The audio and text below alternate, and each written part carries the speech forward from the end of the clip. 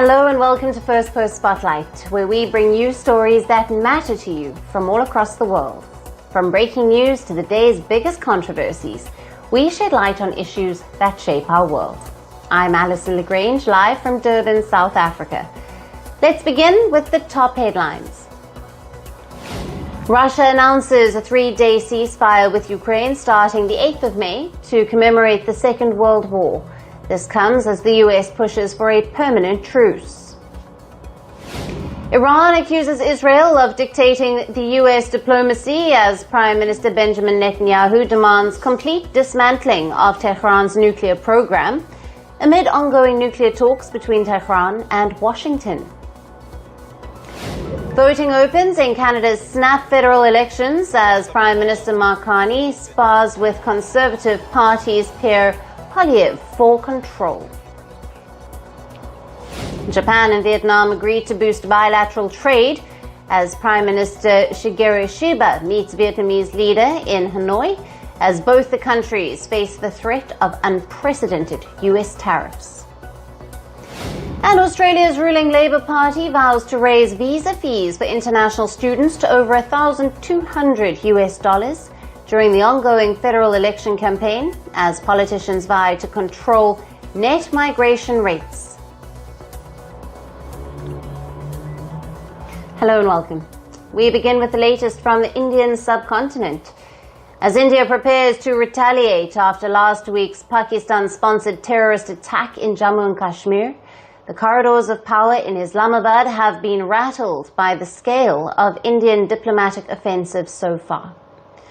Responding to India's suspension of the Indus Waters Treaty, Pakistani Minister Hanif Abbasi openly threatened New Delhi with nuclear retaliation. Abbasi said if India halts Pakistan's water supply from the Indus River system, it should, quote, prepare for a full-scale war, unquote.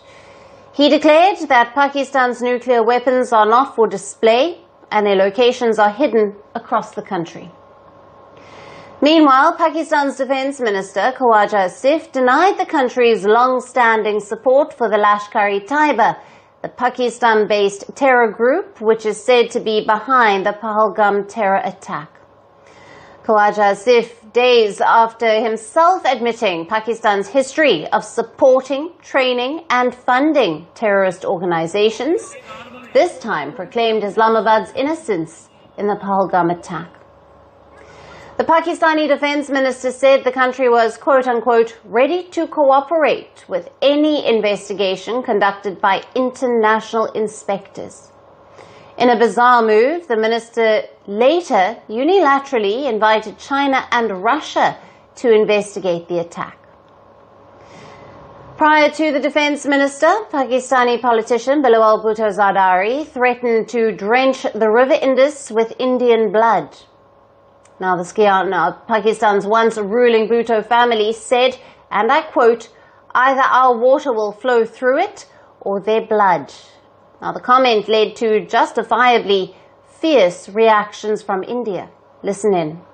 उनको बोलो अपना दिमाग mental condition अपनी check करवा लें जाके क्या क्या बयान दे रहे हैं बहुत हो गया ये तो पहले हमारी सरकारें थी कि इनके ऐसे जो हरकतें थी हम टॉलरेंस लेवल था अब वो मोदी जी का जो उन्होंने कहा है बिहार में उसको देखिए और वैसे अब आने वाले कुछ दिन वेट करिए. There is all this inflammatory rhetoric. The Pakistanis have to understand that they cannot kill Indians with impunity. We have no designs on Pakistan, but if you do something to us, then be prepared for a response. And if blood is going to flow, I'm sorry to say it will flow possibly more on their side than on ours. As tensions rise between India and Pakistan following the Pahalgam terrorist attack, Pakistan's provocative threats continue to push the region toward instability. With its own house crumbling, Pakistan would be better served if its political and military leadership took care of its internal affairs rather than try to sow chaos in the region by resorting to its old playbook of aiding and abetting terror. Moving on, as Pakistani ministers threaten nuclear retaliation against India, New Delhi is weighing all options on how to respond to the Pahalgam terror attack. In the latest development, the Indian Navy warships in the Arabian Sea have conducted multiple anti-ship firings to validate the readiness of their platforms, systems and crew for long-range precision strikes. In a statement shared on social media platform X, the Indian Navy asserted they are combat ready to protect the nation's interests. The anti-ship firings followed days after the guided missile destroyer, the INS Surat, fired a medium-range surface-to-air missile against a sea-skimming target in the Western Indian Ocean last week. It also comes at a time when Pakistan continues to violate the ceasefire between the two nations, particularly after New Delhi announced the 1960 Indus Waters Treaty is in abeyance. Earlier today, Islamabad violated the ceasefire for the fourth consecutive day. The Indian Army reported that during the night of the 27th and 28th of April, Pakistan Army posts initiated unprovoked small arms fire across the line of control in the Kupwara and Poonch districts. The Indian Army added that its troops responded swiftly and effectively to the fire. Experts suggest that Pakistan's ceasefire violations could be intended to divert India's attention and allow escaping terrorists to flee from Jammu and Kashmir. लगता है कि कोशिश Pakistan army कुछ लोगों को यहाँ से निकालने की कर रही है क्योंकि उनको पता है कि अब इंडियन आर्मी बहुत ज़्यादा एक्टिव है, सरकार एक्टिव है, लोग एक्टिव है, तो ये लोगों को अब पनाह भी नहीं मिल रही है. Meanwhile, Indian security agencies have intensified their search for the perpetrators of the terror attack. Security forces have demolished the residences of more suspected terrorists in South Kashmir, bringing the total to 10 houses razed since the April 22nd Pahalgam attack. These latest demolitions included the homes of active terrorists linked to Lashkar-e-Taiba.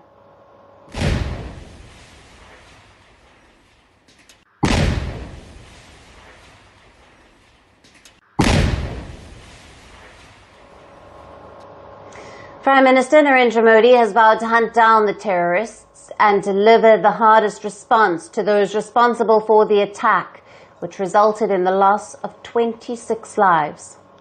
The government has already taken multiple diplomatic steps against Pakistan in the wake of the attack. So, as Pakistan continues to provoke, India is bolstering its defences to ensure that all attempts to disrupt its peace and security are met with a firm response.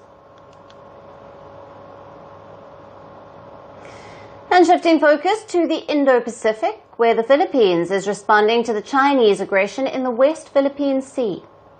A day after China proclaimed its control over one of the sandbanks in the West Philippine Sea, Manila sent its Navy, Coast Guard and maritime police officers to the 3 sandbanks in the Flashpoint region.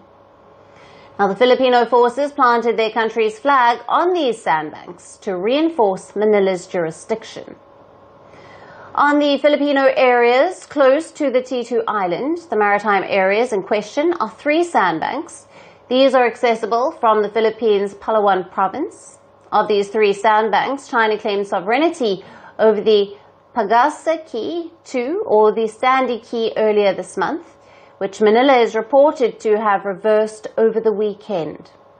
As Manila's forces asserted their control over what they see as sovereign Filipino territory, its forces reported the aggressive presence of Chinese military in the area.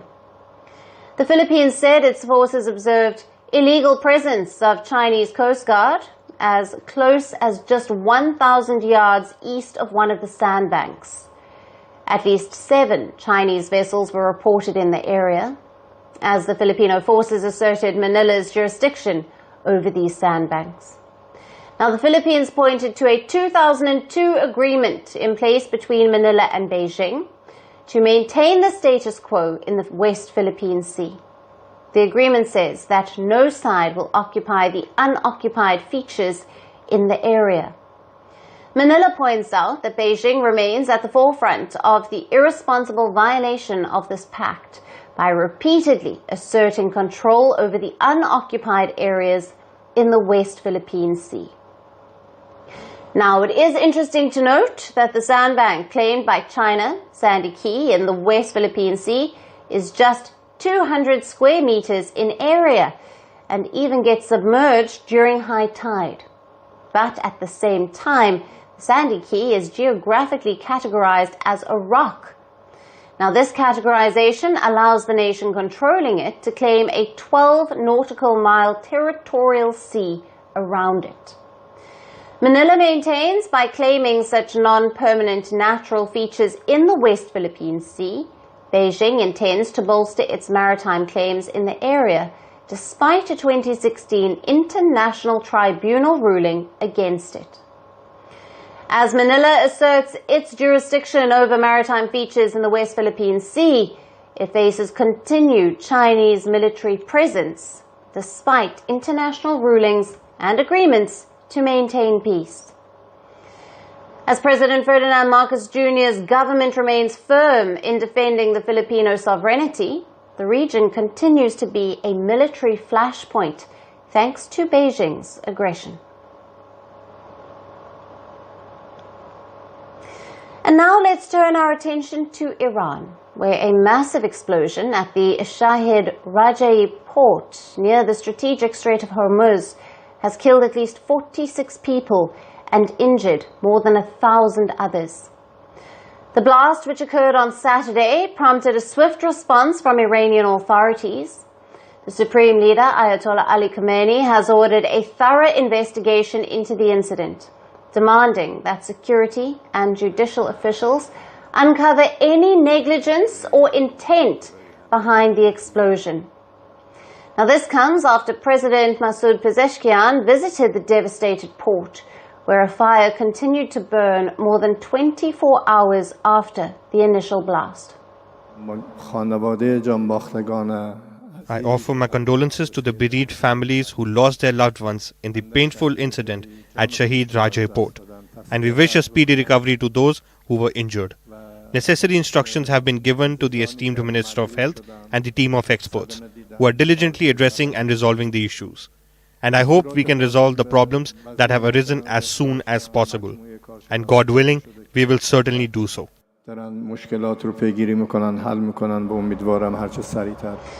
severity of the situation has led to widespread disruptions in the nearby capital of Hormozgan province, Bandar Abbas. With choking smoke and air pollution blanketing the area, all schools and offices have been closed. Aerial images released by the Iranian presidency show thick black smoke billowing from the port and drifting out to sea. While officials state the fire is now under control, it is not yet fully extinguished. The Health Ministry has urged residents to remain indoors and use protective masks until the air quality improves. The international community has been quick to offer condolences and support. The Russian embassy in Tehran has announced that Moscow, a key ally of Tehran, is sending aircraft carrying specialists to help combat the ongoing blaze. While Iranian authorities are currently treating the incident as an accident, speculation about the cause is already circulating. Media reports suggest that sodium perchlorate, a key component in missile fuel, was the substance that exploded. However, a Defense Ministry spokesman has denied any military cargo was present in the area. The port's customs office indicated the explosion likely originated from a fire at a storage depot for hazardous and chemical materials. A regional emergency official confirmed that several containers had exploded. In response to the tragedy, Iranian authorities have declared a day of national mourning today and 3 days of mourning in Hormozgan province, which began yesterday. This major incident at a crucial commercial port comes at a sensitive time, coinciding with high-level nuclear talks between Iranian and US delegations in Oman. It also occurs against a backdrop of a long-standing shadow war between Iran and Israel, with media reports alleging an Israeli cyber attack targeted the same port in 2020. While the investigation into the cause of this devastating blast is underway, the immediate focus remains on supporting the victims and their families and fully extinguishing the fire. We will continue to monitor the situation and to bring you the latest updates. And that's all we have on the show for today. We will see you again tomorrow at the same time. Thank you for watching. Stay tuned to Firstpost. From breaking news to the day's biggest controversies, shedding light on the world's top headlines, detailed analysis on the stories that matter the most to you. Catch it all on Spotlight at 6 p.m. India time and 12:30 GMT.